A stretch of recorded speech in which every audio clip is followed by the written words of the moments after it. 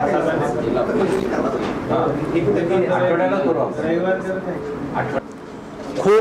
महत्त्वाच्या गोष्टी आज बोलण्याकरता ही पत्रकार परिषद आयोजित केलेली आहे। सर्व सुरुवातीपासून जे आमचं संयोजन समितीतर्फे सगळ्यांना सांगणं होतं की या साहित्य संमेलनाचे सगळे संदर्भ वेगळे आहेत आणि हे साहित्य संमेलन सुवर्णाक्षरात नोंदवून ठेवावं लागेल असं साहित्य संमेलन होणार आहे। आणि मित्रांनो, ही भूमिका जी आहे ती सुवर्णाक्षरात नोंदवण्याची आत्ता वेळ आलेली आहे। अक्षरशः आपण म्हणतो देणाऱ्याचे हात हजारो दुबळी माझी झोळी, तशी परिस्थिती आत्ता आम्हाला अनुभवायला मिळाली। तिथे बादल साहेबांनी सुरुवातीपासूनच विचारायला सुरुवात केली आपल्याला काय हवं आहे।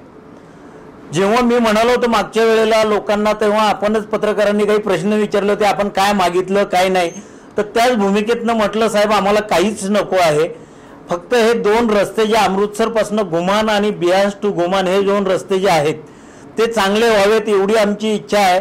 बाकीच्या सगळ्या सोयी करायला आम्ही मराठी माणसं आणि महाराष्ट्र पण खूप उत्सुक आहोत।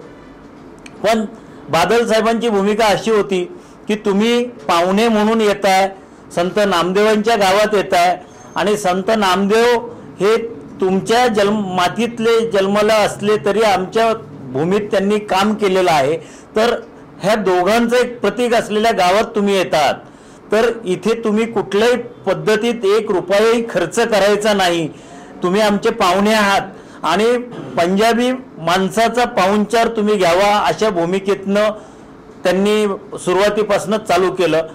आम्ही त्यांना शेवटी सांगितलं की कमीत कमी इथल्या जाण्या येण्याचा जो खर्च आहे, तिथल्या काही व्यवस्थांचा जो खर्च आहे तो मात्र आम्ही करू, कारण ते दिसायला आपल्याला देखील चांगलं दिसणार नाही।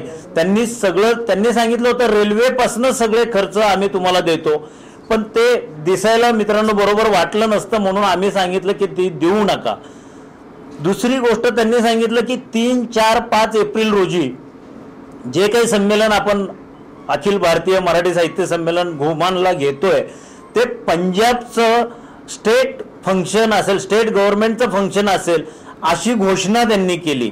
मला असं वाटतं की बऱ्याच राज्यांमध्ये यापूर्वी देखील संमेलनं झालेली आहेत, पण अशा पद्धतीचं त्या राज्याचं संमेलन घोषित करण्याची ही पहिलीच वेळ आहे आणि हा खूप महत्त्वाचा संदेश मला वाटतं या गोष्टीतनं जाणार आहे।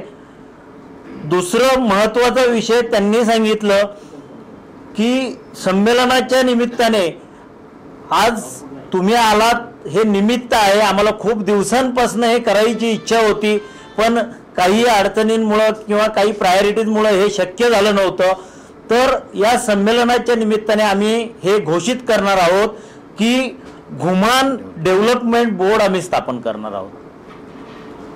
खूप महत्त्वाची गोष्ट आहे मित्रांनो, घुमान हे गाव जर का या निमित्ताने जर का विकास झाला तर त्याचं श्रेय देखील या साहित्य संमेलनाचाच असेल, हे मला खूप आनंदाने आणि गर्वाने म्हणजे अभिमानाने सांगावंसं वाटतंय की हे खूप मोठं फलित असेल।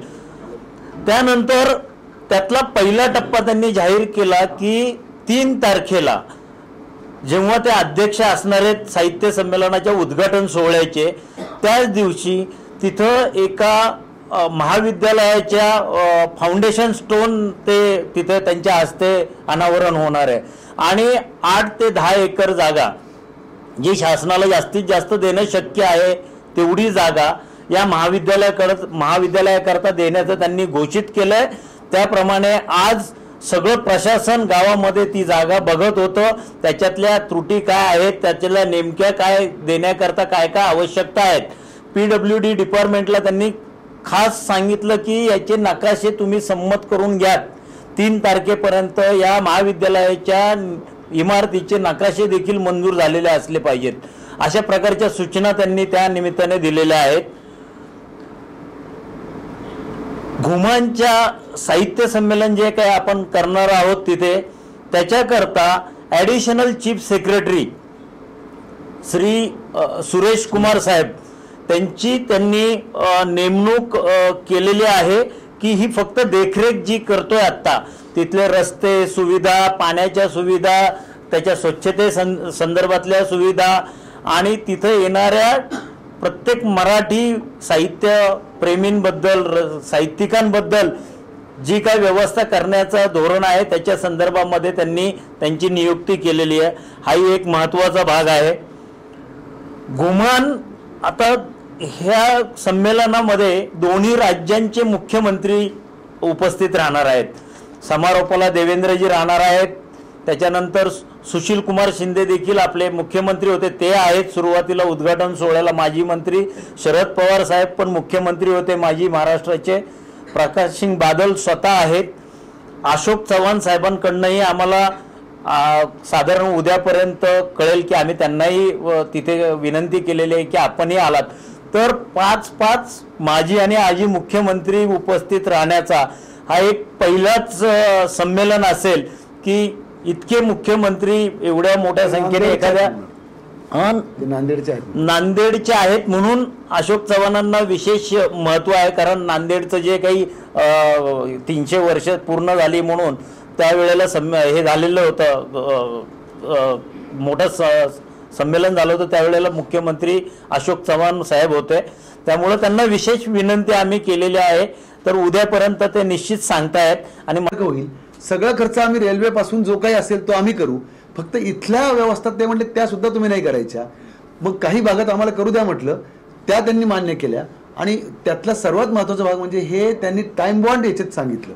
म्हणजे काही सेक्रेटरीनी सांगितलं साहेब याचं बजेट आहे, काय करायचं ते म्हटले कॅबिनेटची परवा सँक्शन घ्या पण 72 तासामध्ये काम सुरू झालं पाहिजे म्हटलं. याचा फायदा असा होईल की इंटायर रिजन जो आहे तो, एक तर मराठी माणूस जो काही जम्मूला पण तो पण रोड आहे, या सगळ्या गोष्टी त्यांनी सांगितलं की 3 एप्रिलपर्यंत याच्यातल्या निम्म्यापेक्षा जास्त गोष्टी मार्गी लागलेल्या असतील.